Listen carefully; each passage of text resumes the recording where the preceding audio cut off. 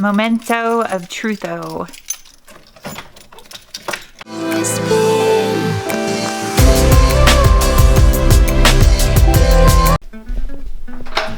Tap, tap, tap, tap, tap, tap.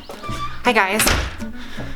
Are you serious right now? Oh my god, it's cold out here. It's probably like 40 degrees outside in this garage. Okay, better. I got a jacket. Mr. Dose. Mr. Dose. I'll tell you what, it smells good in this MR2. It doesn't smell like old dirty car. ODC. So what I'm going to do is I am going to change out the Toyota Logic Control deck. Right here. Logic Control deck will be gone. Oh, there's my car keys. I couldn't find my keys all morning. They were in the MR2. Eek, scooch. I got this head unit, I already opened it, sorry. It's not gonna be an unboxing. I wanted to make sure it wasn't broken because that happens sometimes in shipment. But I got this head unit from C-Cane. I do kind of have a C-Cane unit already, the Android GCS unit that is in my Subaru. Here's more apps. More apps. Now I could be wrong, but I believe it's made by the same people. Possibly. I don't know for sure, but it's a good chance. I really like it because it has a knob, a volume knob, and there's no wheel controls on an MR2, so this was very important for me because if you don't have steering wheel controls, you need to turn down the volume really quickly, you're screwed without a volume knob. Here is the Toyota Logic Control deck. So I'm going to remove first this shifter trim. I'm going to take out the center console just because I'm replacing it. And I'm going to take out the ashtray and this trim panel that goes up and around the unit right here. Once that comes out, there's 4 bolts that hold in the head unit and a harness or 2 plus the wire for the antenna.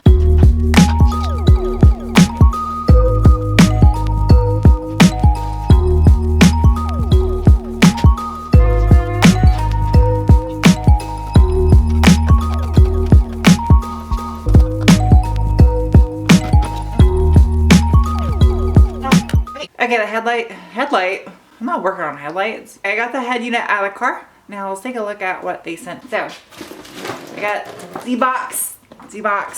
We're gonna do this in the car? I'll do this on the top of the car. I don't know what to do with my hands. I need a tripod. This isn't really an unboxing because I already opened it, but you guys haven't opened it yet, so let's open it together.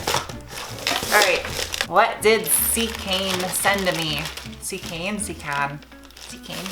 So they sent me a OBD2 dongle, which the car's in the 91, so it's not OBD2. I won't be able to use it in this car, it's sad.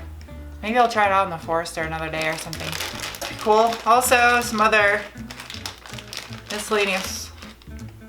What? Oh, no way! They sent me a backup camera too! Holy crap! I mean, not that I need one, because let's face it, MR2 is the size of a roller skate. But that's awesome. The MR2 is gonna have a backup camera too now. This would be the satellite antenna USB port. So the car's gonna have USB now in a 91. Yeah, that's what's up. Factory harness. This is what I need to go make sure actually matches up to the car, because if not, I'm screwed and this is not gonna be a YouTube video. Please let this work. If you wanna get rid of this car and I sell it, I'm gonna include the factory radio with the car for people that are like real purists and they want the original stuff. Foam squares. Ooh, this one comes out of its, oh, make like a speedboat or something. It's like a speedboat. No? All right. Brackets, instruction manual, and apparently since I brought this box down here, I've thrown 2 water bottle caps in there. Oops. Okay, let's make sure this harness fits. Well, I need to get in the sun more. I'm starting to look like a vampire. What does that say? I'm keeping my fingers, my toes, my legs, my arms, my ears, everything crossed. So let's see. Please fit. Please, please fit. It's not looking promising. I'm scared. I don't think this is gonna work. There's no way. This doesn't fit.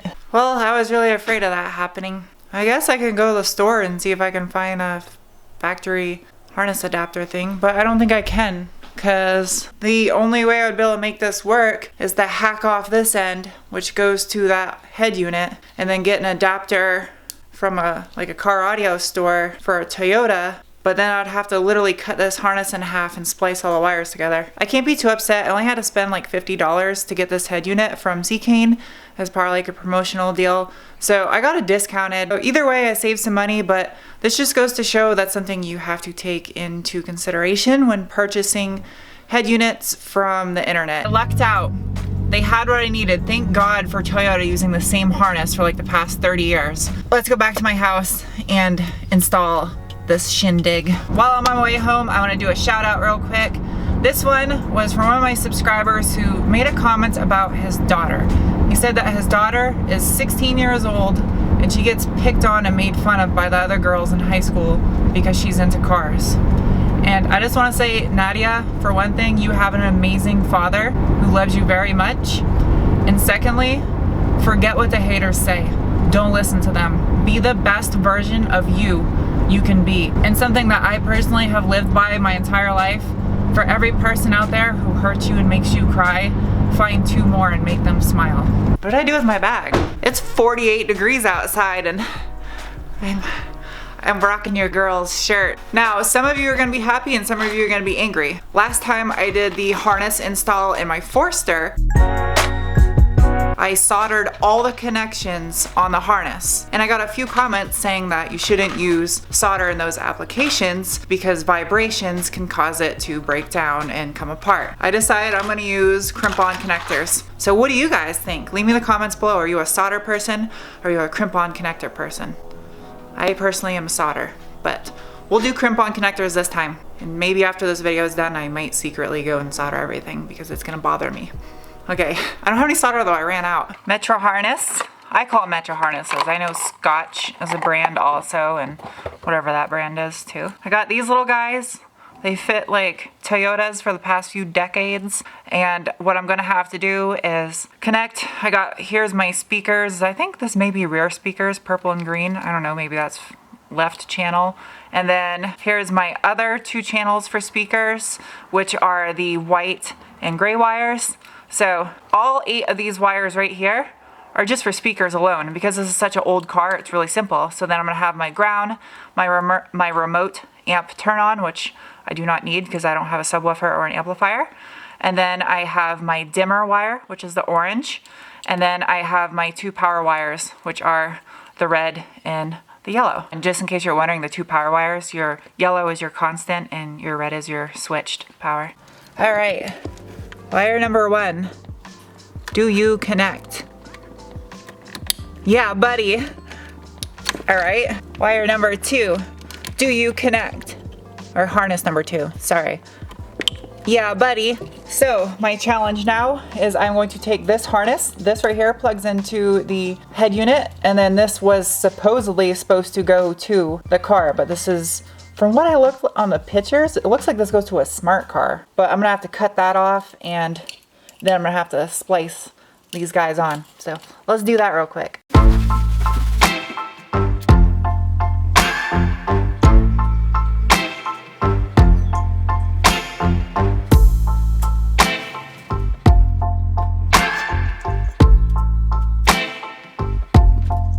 All done, nice and tight. This isn't my best install job, I'm not gonna lie. But in a pinch, I pinched on some connectors. No? Okay. I'm not going to install a backup camera until after the engine is installed in the car and all the paint work is done and stuff. So that I'm gonna install later. I'm not gonna do that now. There's no point. Here it goes. The door open light is working, so that's a start. This is only gonna be a dry run. Plug this in. Yay! I'm so excited. I can't believe that. I redid the entire body harness on this car. I don't really like doing this left-handed. I'm not very ambidextrous. It worked so far. I mean, this is just a stereo. Let's see what happens when I actually put a motor in it and try to drive it. Sorry, engine in it and try to drive it. But so far, so good. So the radio does work. I'm gonna get everything buttoned back up and we'll see how it goes. I'm so happy. I gotta transfer these guys, these little brackets over. I need to transfer them onto the new head unit, so hopefully there's holes in the correct spot. But this car's so small, I don't have anywhere to put the...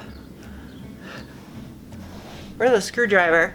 Hey, screwdriver, what's up my butt? All right, let's get this guy off. So you guys notice I'm almost at 50,000 subscribers and I want to do a giveaway. It's not worked out yet. I have to do the logistics still with Phil from Detailer's Domain. But when I hit 50,000, I'm gonna be doing a giveaway on my channel. I got these brackets off. These mamba jambas were not easy. I guess what I gotta do is shove it back in its hole and see where the brackets need to be.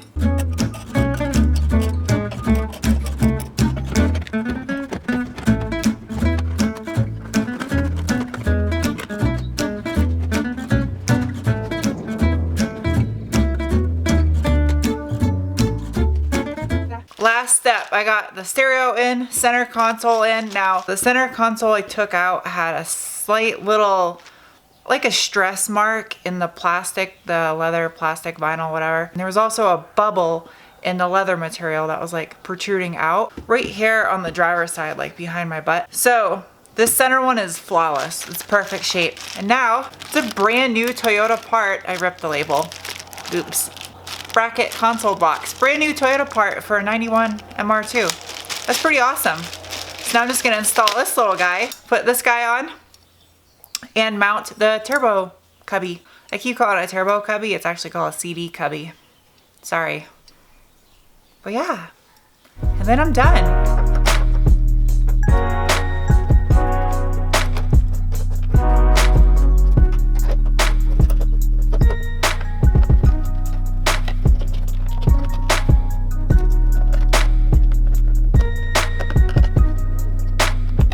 I got a CD cubby for a car that doesn't even have a CD player.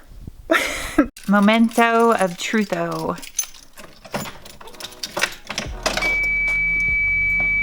So, sound works. I'm not gonna play any music because of copyright. Navigation. What is this?